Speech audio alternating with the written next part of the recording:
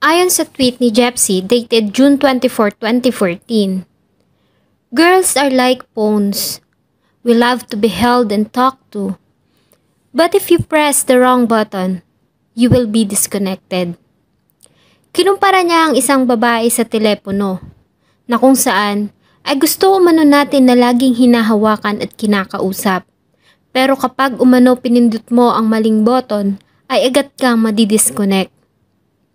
Sino ba namang mag-aakala na magkakatotoo ang mensaheng ito?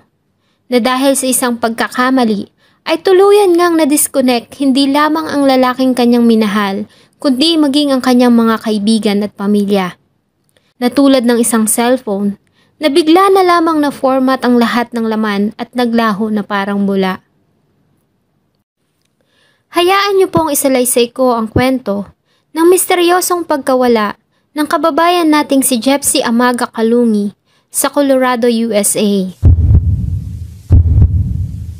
Bago ko po simulan ang ating story, sa mga bago po sa channel ko, please hit the subscribe button at pakipindot na rin po ang ating notification bell para ma-notify kayo sa mga bago nating upload na videos. Si Jepsy Amaga Kalungi ay nagmula sa Carmen, Cebu. Nakapagtapos siya sa kursong Bachelor of Science in Information Technology sa Kolehiyo de San Antonio de Padua sa Danao, Cebu. Ang kanyang ina na isa ng widow ay nagtatrabaho sa Hong Kong para sa kanilang 6 na magkakapatid. Katulad ng ibang Filipina, ay nahumaling din si Jepsy sa online dating site, kung saan ay nakilala niya ang nobyo na si Dane Oliver Kalungi. Matagal din umano ang naging long-distance relationship ni Dane at Jepsy, hanggang sa magpasya ang huli na bumisita ng Pilipinas para personal na makita si Jepsy. Ilang beses pa nga umano itong nagpabalik-balik sa ating bansa hanggang sa makapag-process ng fiancé visa si Jepsy. July ng taong 2017 ay nilisan ni Jepsy ang ating bansa at nagtungo ng Colorado Springs, USA para pakasalan ang kanyang nobyo na si Dane Kalungi noong July 20, 2017. Si Dane Kalungi ay pinanganak noong November 23, 1982. Isa itong dating member ng Army at kinasal sa kanyang unang asawa at binayayaan ng isang anak. Ayon sa unang asawa ni Dane na si Elaine Jahan, ay nakaranas umano siya ng domestic abuse kay Dane, kaya naman ay nagpasya siya na hiwalayan ito at makipag-divorce. Nang maghiwalay ang mag-asawa, ay nagtrabaho si Dane sa isang pet store dahil nag-resign na ito sa pagiging army. At isa nga sa mga naging libangan nito ay ang dating app, na kung saan ay nakilala niya si Jepsy Amaga Kalungi. Mabilis lang nakapag-adjust si Jepsy sa Colorado at dahil nga sa palakaibigan ay marami din itong nakilala doon.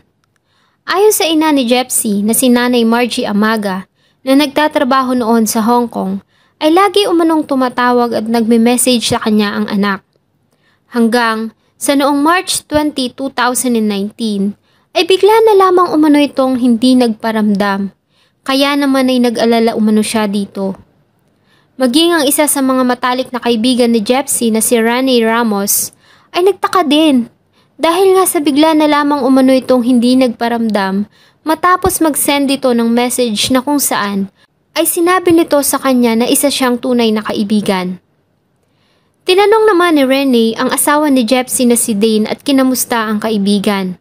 Ayon umano dito ay wala na sa Colorado si Dane at umalis na daw umano ito at nakipagkita sa isang kaibigan.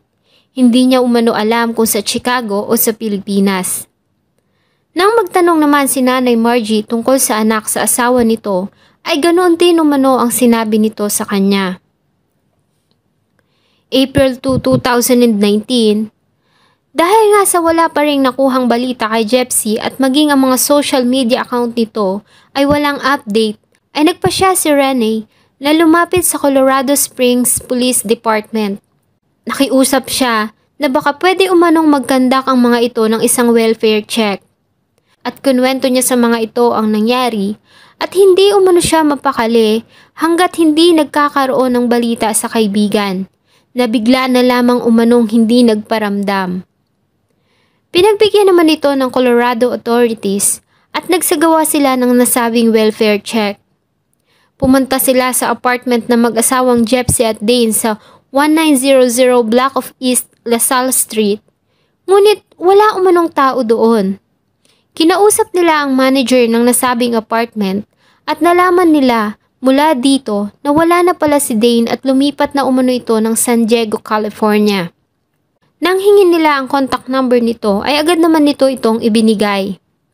Ayon sa police officer na kumausap kay Dane, noon umanong March 20, 2019 ay nagkaroon sila ng pagtatalo ng asawa at umalis umano ito at dadalaw daw sa isang kaibigan sa Chicago na si Gina. Mula noon ay wala na umano siyang balita tungkol sa asawa. Nang tawagan naman ng mga authorities ang nasabing kaibigan, ay nagulat umano ito at sinabing wala umano silang usapan ni Jepsy na magkikita at wala din umano itong alam kung nasaan ang kaibigan. Tinignan din ng mga authority ang record ng immigration kung umalis ba ng bansa si Jepsy. Ngunit nalaman nila na hindi ito umalis ng Colorado, kaya naman opisyal na nilang nireport na ito ay nawawala. Patuloy namang inimbestigahan ng Colorado Spring Homicide or Assault Unit ang kaso sa misteryosong pagkawala ni Jepsy. Ngunit tila umano sila naghahanap ng karayom sa napakalawak na buhanginan dahil nga sa wala man lang silang makita na kahit na anong makakapagturo kung saan ito nagpunta. Nakakuha din sila ng record na nag-file ng divorce si Jepsy sa asawa noong October 2018. Nagproseso naman ng visa si Nanay Margie para personal na asikasuhin ang kaso ng anak. Ngunit ganun na lamang umano ang kanyang pagkadismaya dahil na-deny ang kanyang visa application. Kaya naman, wala siyang magawa kundi maghintay na lamang ng balita mula sa mga Colorado Police na humahawak ng nasabing kaso. April 14, 2019 ay kumuha ng search warrant ang Colorado Police para halughugin ang apartment nila Jepsy at Dane para humanap ng anumang clue na makapagtuturo kung nasaan ito. Ngunit ganun na lamang ang kanilang pagtataka dahil wala ni isang gamit na pagmamay-ari ni Jepsy ang nakita nila sa nasabing apartment. Nang tanungin naman nila ang asawa nito na si Dane, ay tinapon niya na umano ang mga gamit ng asawa sa dumpster nang ito ay umalis. April 16, 2019 ay kumuha naman sila ng another search warrant para siyasatin ang sasakyan ni Dane, ngunit wala pa rin silang nakitang kahit na anong clue na makakapagturo sa kinaroroonan ni Jepsy. At dahil nga sa marami nang nagtatanong, ay nag-post si Dane sa kanyang social media account tungkol sa misteryosong pagkawala ng asawa.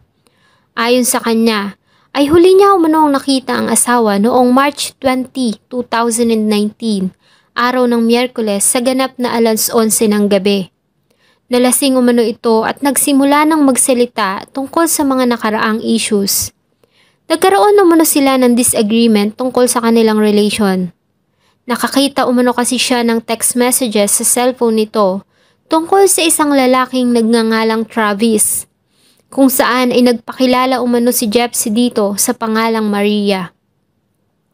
At nang tanungin niya umano ito tungkol sa lalaki, ay nagalit ito at naging emotional.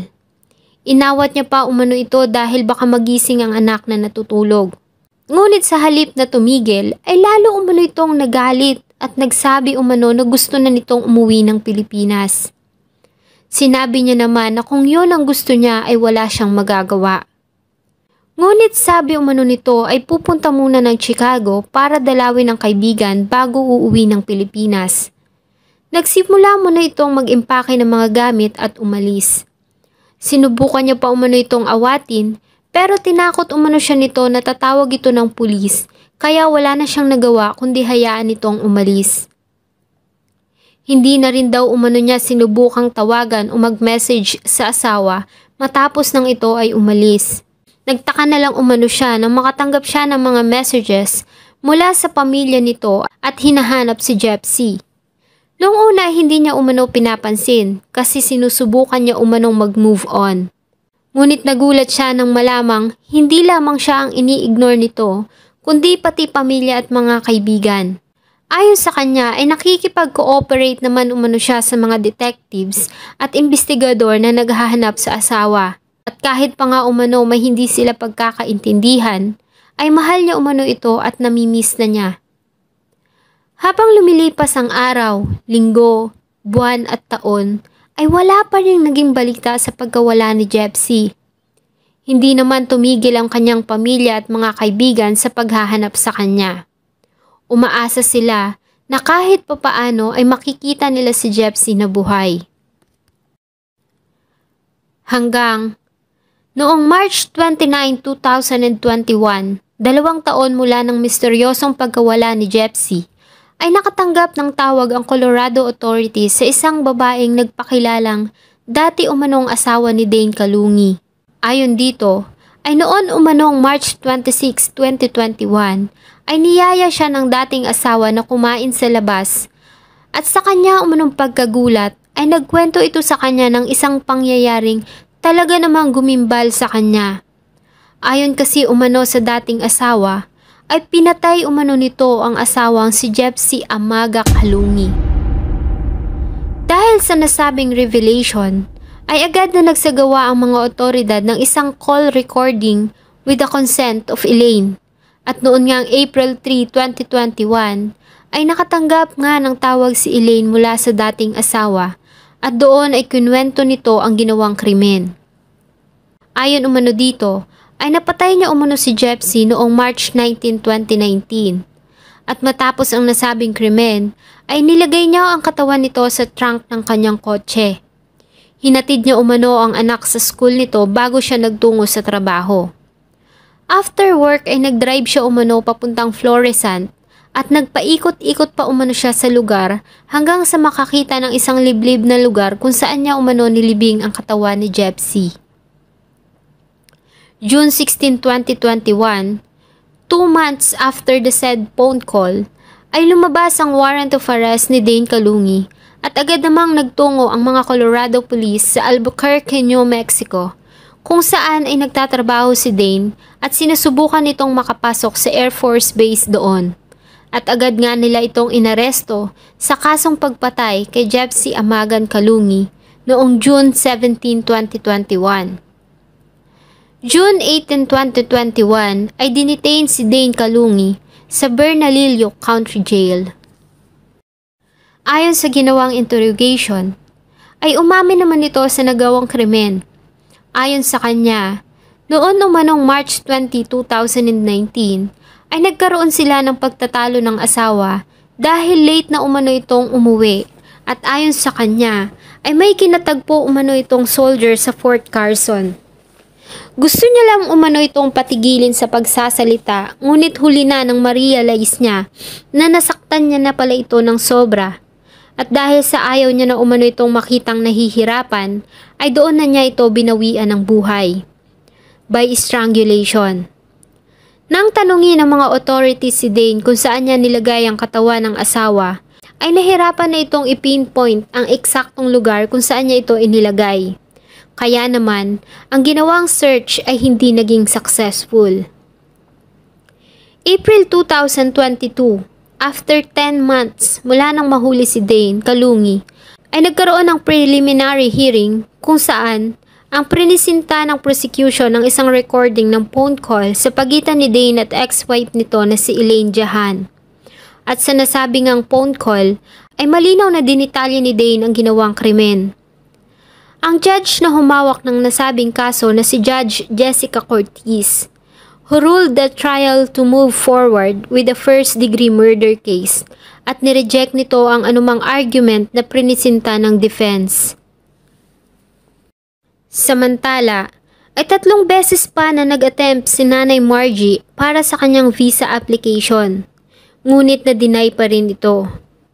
Ang pre-trial sa kaso ni Dane ay nakaschedule noong September 19, 2022 at October 5, 2022 sa El Paso County. Ngunit sa di binanggit na dahilan ay muli itong na-reschedule sa February 7, 2023. Hanggang ngayon ay hindi pa rin natatagpuan ang katawan ni Jepsy.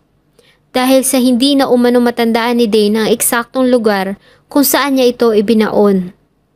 Ganun pa man, ang pamilya at mga kaibigan ni Dane ay umaasa pa rin na makakamtan nila ang hustisya sa sinapit nito. Nakakalungkot. Dahil ang taong dapat sana ay magiging tagapagtanggol niya at magmamahal sa kanya, ay siya pang walang awang bumawi ng kanyang buhay. Sana ay makamtan na ng ating kababayan ang hustisya at makita na ng pamilya ang kanyang katawan. May your soul rest in peace in our Creator's paradise, Jepsy Amaga Kalungi. Sana po ay nagustuhan nyo ang aking isinalaysay na kwento. Pindutin po ang like button kung ito po ay inyong nagustuhan.